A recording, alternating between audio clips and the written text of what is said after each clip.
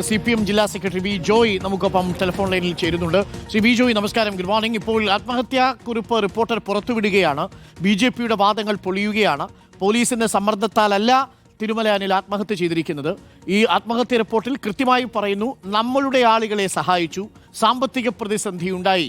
ആത്മഹത്യക്കുറിപ്പിൽ വളരെ വ്യക്തമായി സൂചിപ്പിക്കുന്നുണ്ട് തിരുമല അനിൽ. BJPയുടെ വാദങ്ങൾ പൊളിയുകയാണോ? കൂടുതൽ അന്വേഷണം ആവശ്യമില്ലേ ശ്രീ വി ജോയ്?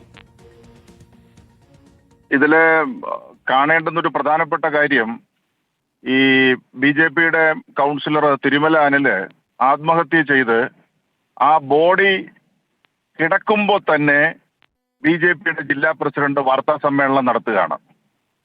ബോഡി മറവ് ചെയ്തിട്ടില്ല. ബോഡി മറവ് ചെയ്യുന്നതിന് മുമ്പ് വാർത്താ സമ്മേളനം നടത്തി പോലീസും CPM-ഉം പീഡിപ്പിച്ചിട്ടാണ് ഇങ്ങനെ ഉണ്ടായത് എന്ന് പറയുകയാണ്. എന്തിനാ അത് ആ കള്ളം പറഞ്ഞത്? ഈ ആത്മഹത്യാ കുറിപ്പിനകത്ത് കൃത്യമായിട്ട് അത് രേഖപ്പെടുത്തിയിട്ടുണ്ട്.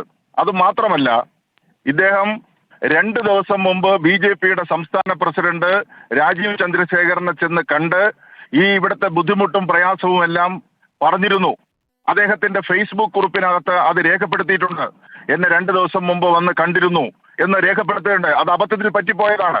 ഇങ്ങനെ ആവുമെന്ന് അറിഞ്ഞെങ്കിൽ അദ്ദേഹം അത് എഴുതൂല്ലായിരുന്നു. പക്ഷേ അങ്ങനെ രേഖപ്പെടുത്തിയിരിക്കുകയാണ്. അപ്പോ വളരെ ഗുരുതരമായിട്ടുള്ള സാഹചര്യമാണ്. BJP ലീഡർഷിപ്പ് ഒരു കൗൺസിലറെ, BJPയുടെ ഏറ്റവും പ്രധാനപ്പെട്ട ഒരു കൗൺസിലറെ കൊലയ്ക്ക് കൊടുത്തിരിക്കുകയാണ്. അതിന്റെ മറുപടി അവർ പറയേണ്ടി വരുമെന്നുള്ള കാര്യത്തിൽ സംശയമില്ല. ഇപ്പോൾ ഈ തങ്ങളുടെ ആളുകളെ, നമ്മളുടെ ആളുകളെ സഹായിച്ചു എന്ന് പറയുന്നതിലൂടെ BJPയിലെ ചിലർ ഈ പണം സൊസൈറ്റിയിൽ നിന്ന് കൈപ്പറ്റി എന്നാണോ മനസ്സിലാക്കേണ്ടത്? 11 കോടിയുടെ ബാധ്യതയുണ്ടെന്നാണ്. 11 ഇപ്പോൾ ഓഡിറ്റ് റിപ്പോർട്ടും അതുപോലെ തന്നെ 65 എൻക്വയറിയും ആ ബാങ്കിൽ നടന്നിട്ടുണ്ട്. ഇത് രണ്ടും വെളിച്ചത്ത് കൊണ്ടുവരുന്നത് BJPയുടെ ആളുകൾ ഈ അയലിനെ നിർബന്ധിച്ച്, നേതാക്കന്മാർ നിർബന്ധിച്ച് അവർക്ക് ലോൺ കൊടുത്തിട്ടുണ്ട്.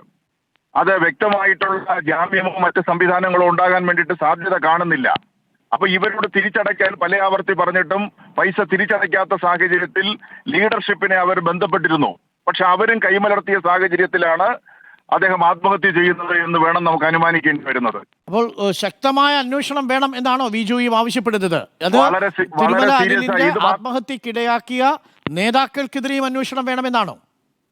മുഴുവൻ നേതാക്കന്മാർക്കെതിരെയും അന്വേഷണം വേണം. അവരുടെ സംസ്ഥാന നേതാവ്, ജില്ലാ നേതാക്കന്മാർ, അവിടുന്ന് പൈസ എടുത്തിട്ടുള്ള BJPയുടെ നേതാക്കന്മാർ, പ്രധാനപ്പെട്ട പ്രവർത്തകർ, ഇവരെല്ലാം ആരെല്ലാമാണ് അവിടുന്ന് പൈസ എടുത്തിട്ടുള്ളത്? അവര് എന്ത് ജാമ്യത്തിന്റെ അടിസ്ഥാനത്തിലാണ് പൈസ എടുത്തിട്ടുള്ളത്? ഇത്തരം ചില സമ്മർദ്ദങ്ങൾ വന്നപ്പോ ലീഡർഷിപ്പിനെ സമീപിച്ചപ്പോൾ അവരെന്ത് നിലപാടാണ് സ്വീകരിച്ചത്?